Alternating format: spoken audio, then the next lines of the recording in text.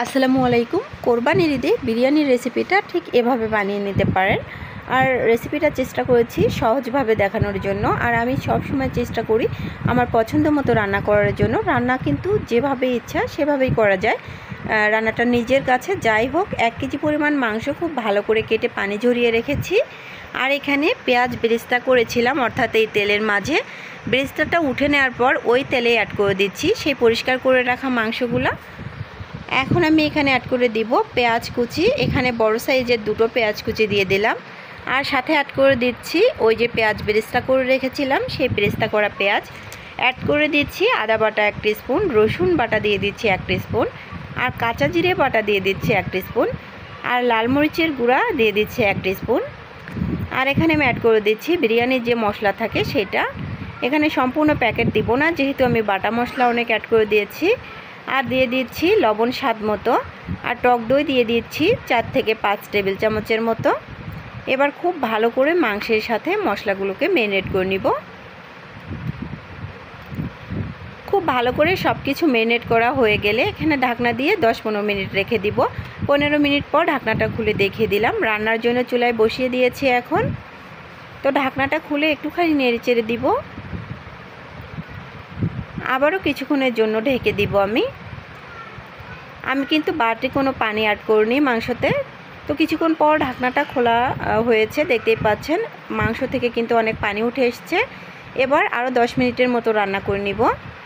10 minute পর দেখতেই পাচ্ছেন মাংসের পানিটা কিন্তু শুকিয়ে এসছে।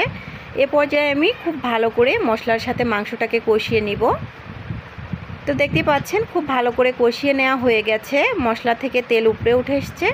এ পর্যায়ে আমি কুকারে দিয়ে দিচ্ছি 2টো সিটি দিয়ে নিব, যেহেতু মাংসটা সিদ্ধ হতে একটু সময় লাগবে এজন্য। তো যাই হোক, একটুখানি পানি অ্যাড করে দিলাম আধা কাপের মতো। এবার কুকারের মুখটা বন্ধ করে দিব। তার আগে আমি দুধ দিয়ে দিচ্ছি, যেহেতু ম্যারিনেট করার সময় কোনো দুধ আমি ব্যবহার করিনি, এই জন্য এখানে আধা কাপের মতো দুধ দিয়ে দিলাম। এইবার কুকারের মুখটা বন্ধ করে দিব আর 2টো সিটি দিয়ে নিব।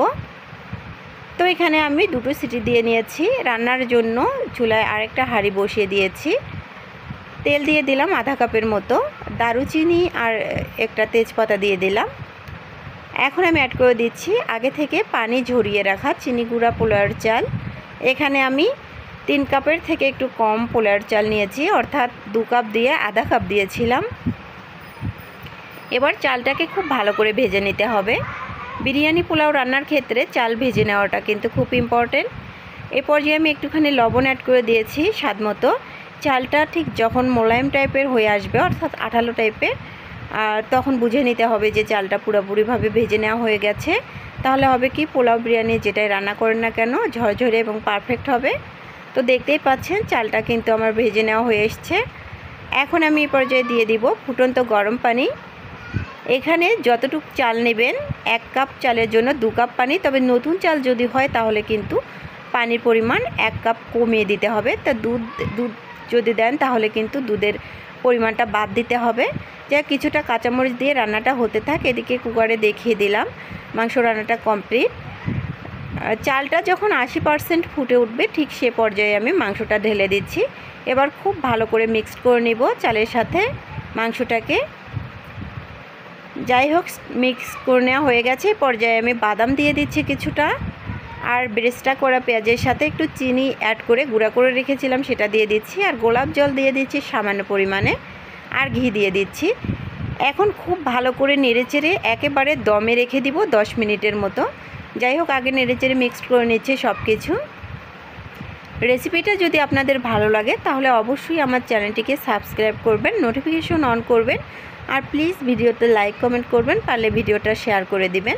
10 মিনিট পর ঢাকনাটা খুলেছি, দেখতেই পাচ্ছেন আমি দেখে দিচ্ছি কতটা ঝরঝরে হয়েছে। খেতে কিন্তু দারুণ টেস্টি হয়েছিল। যাই হোক, রান্নাটা কিন্তু অনেকভাবেই করা যায়, তবে এইভাবে একদিন ট্রাই করে দেখতে পারেন। টেস্ট কিন্তু কোনো অংশেই কম ছিল না। আর দেখতেই পাচ্ছেন কতটা ঝরঝরে এবং সুন্দর হয়েছে।